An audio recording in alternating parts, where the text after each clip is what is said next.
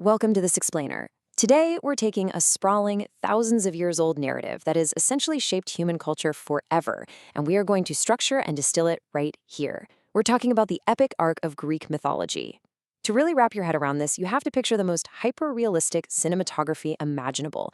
Gritty, sweeping landscapes, visceral, high-stakes battles, and incredibly dramatic lighting.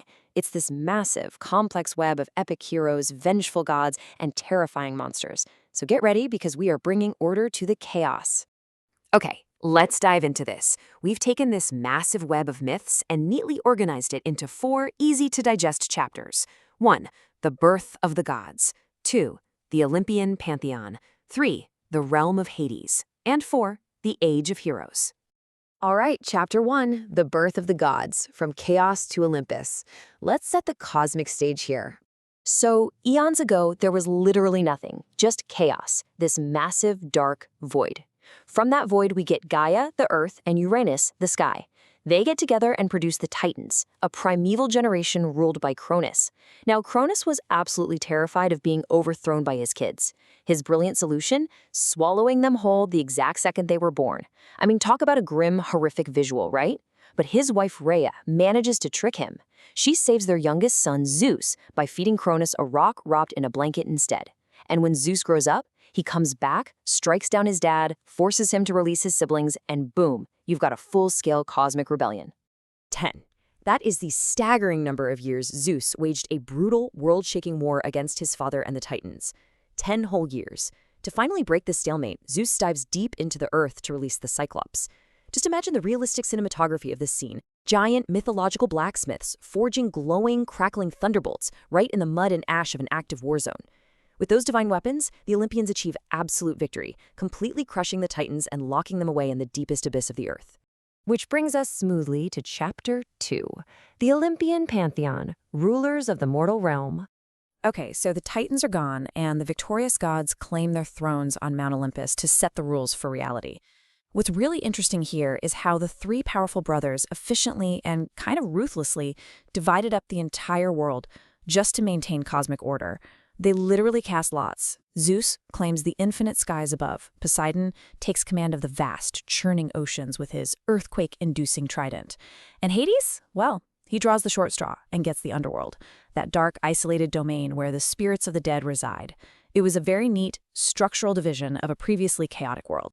But listen, these gods didn't just sit up in the clouds looking pretty. They interacted heavily, and often violently, with everyday mortals.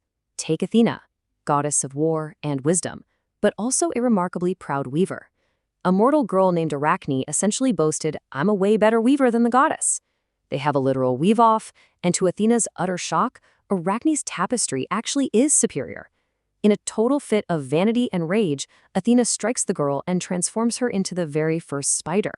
It's a wild story, but it brilliantly highlights how deeply embedded these myths are in our modern vocabulary today. I mean, it's exactly where we get the scientific term arachnid. Now, you might be wondering, we've seen the sunny, powerful heights of Olympus and the gods' absolute authority, but what awaited mortals when their time on Earth actually ended? Where did the souls of ancient Greece literally go? Let's head down into the dark. Chapter 3, The Realm of Hades, Journey to the Afterlife. A deceased soul's journey wasn't just some chaotic free-for-all down there. It was bound by inescapable, rigid, almost bureaucratic rules. Step 1, you arrive at the terrifying River Styx, where you absolutely have to pay Charon, the eternal ferryman. This is exactly why ancient Greeks were strictly buried with coins under their tongues, because if you couldn't pay, you just wandered the misty shores for 100 years. Step 2, you pass the adamantine gates guarded by Cerberus, the massive 3-headed dog, ensuring nobody ever escapes. And finally, Step 3, you stand before the 3 judges of the underworld, who comb through every single action you took while alive to determine your ultimate fate. Depending on that judgment, your soul could face some incredibly extreme outcomes. On one hand, you have Elysium. Think of a hyper-realistic, sunlit paradise of eternal bliss and feasts. But that's strictly reserved for the VIPs, heroes, demigods, and the extraordinarily good. On the exact opposite end is Tartarus, a deep, grim abyss of scalding fire for the worst criminals and anyone foolish enough to directly offend the gods. Now, to be fair, most average people, those who lived completely unremarkable lives, ended up right in the middle, in the neutral fields of asphodel, where they basically just drank from the river Leaf and had their memories totally wiped. But for those sent down to Tartarus, the punishments were fiercely individualized. Hades personally orchestrated highly specific poetic justice based on your earthly crimes. Take Sisyphus, who tried to cheat death. He's forced to roll a heavy boulder up a steep hill, only to watch it slip away right at the peak, forever. Tantalus, who stole from the gods, stands starving and parched in a pool of water. Whenever he reaches for a drink, the water recedes, and when he reaches for fruit, the branches lift completely out of reach.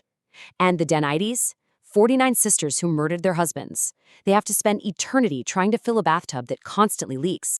The underworld was also home to the Fields of Mourning, a place for tragic loves. And speaking of tragic love, here is another modern concept drawn straight from this era: narcissist. It stems from Narcissus, a breathtakingly beautiful but unbelievably arrogant guy who cruelly rejected everyone. As a divine punishment, he was cursed to fall in love with his own reflection in a pool of water. The visual here is pure cinematic tragedy. He's so mesmerized, he literally can't look away, eventually wasting away and plunging a dagger into his own heart. And a flower bloomed right where his blood touched the earth, the very first Narcissus. So we have the gods ruling from high up in the sky and the dead suffering below. But what about the living? How did mortal men challenge terrifying monsters, unavoidable fate, and sometimes even the gods themselves? That brings us to our final action-packed chapter, Section 4, The Age of Heroes, Monsters, Myths, and Men. This is where we zoom in on the mortal skill. It's a high-stakes era where legendary warriors embarked on epic, world-shaping quests. And honestly, brute strength simply wasn't enough. They needed incredibly clever tactics and divine artifacts. Perseus slayed the Gorgon Medusa, whose very gaze turned men to solid stone, by smartly looking only at her reflection in a beautifully polished shield gifted by Athena. Bellerophon took to the skies on the winged horse Pegasus to defeat the Chimera, this horrific fire-breathing hybrid, and Cadmus impaled a fierce dragon guarding a sacred spring just to found the great city of Thebes. Every one of these encounters required pure wit just as much as muscle. And sometimes, wit was literally the only weapon that worked.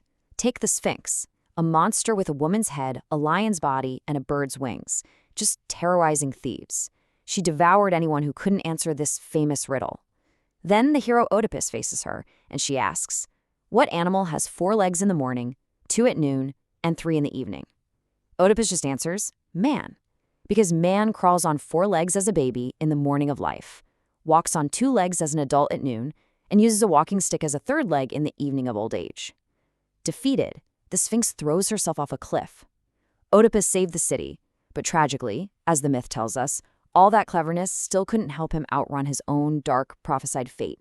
Because listen, being a hero in Greek mythology, it rarely meant living a happy life. There is no better example than Heracles. His famous 12 labors weren't just the fun adventures of a muscle-bound strongman seeking glory. They were a deeply tragic path to redemption.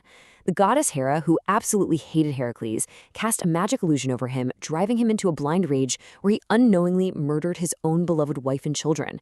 It's devastating. And to atone for this horrific crime, he actually subjects himself to 10 years of servitude. The tasks he was given by his cowardly cousin King Eurystheus were deliberately designed to be impossible death traps. But Heracles just continuously achieved the impossible. He strangled the impenetrable Nemean lion with his bare hands. He defeated the 9-headed Lernaean Hydra by having his nephew cauterize the decapitated necks with fire so 2 more wouldn't grow back. He cleaned the impossibly filthy Augean stables in a single day, literally by rerouting 2 massive rivers right through them. And for his final act, he descended into the underworld and wrestled Cerberus into submission without a single weapon. The sheer mythic scale of his grit and endurance is just unbelievable. Now, the heroic age eventually reached its absolute peak with a legendary team-up. Jason, whose throne had been stolen by a tyrant's uncle, was tasked with retrieving the impossible, the Golden Fleece. To do it, he built the swiftest ship of its time, the Argo, and assembled the greatest all-star team of warriors the world had ever seen. The Argonauts included Heracles himself, twin sons of the North Wind who could actually fly, and the masterful poet Orpheus. It was the ultimate convergence of mythological talent for one incredible cross-world voyage. And that brings us to the core of this entire epic arc. We've traced the timeline from the cosmic birth of the universe to the divine politics of Olympus, down into the shadowy depths of the underworld, and all the way through the bloody triumphs of mortal heroes. Yet from mighty Zeus to the tragic Oedipus to the unstoppable Heracles, everyone was ultimately subject to the spinning threads of the fates. Which leaves us with a final provocative thought to take away today. If even the greatest gods and heroes of mythology couldn't outrun the prophecies laid out before them, can any of us truly outrun our destiny? Thank you so much for exploring this epic narrative with us. I hope these slides helped structure this incredibly rich world for you.